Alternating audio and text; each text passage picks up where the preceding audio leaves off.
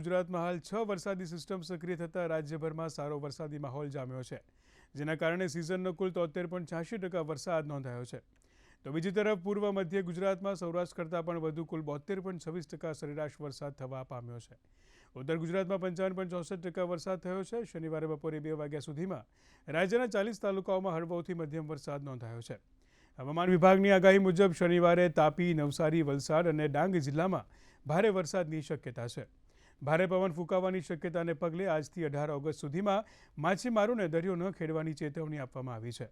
રાજ્યના જળાશયોની સ્થિતિની વાત કરીએ તો હાલ 26 ડેમ છલોછલ થયા છે, જ્યારે 41 ડેમ હાઈ એલર્ટ પર છે અને 4 ડેમ એલર્ટ पर છે.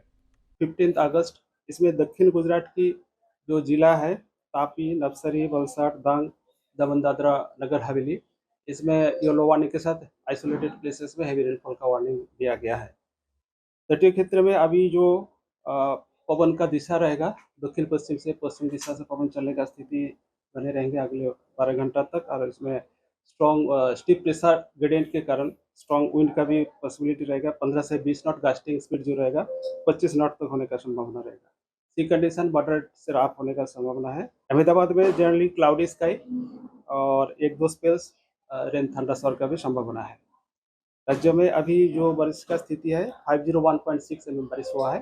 जो सामान्य बरसात है 494.5 mm, जो सामान्य से +1% है, 1% ज़्यादा है.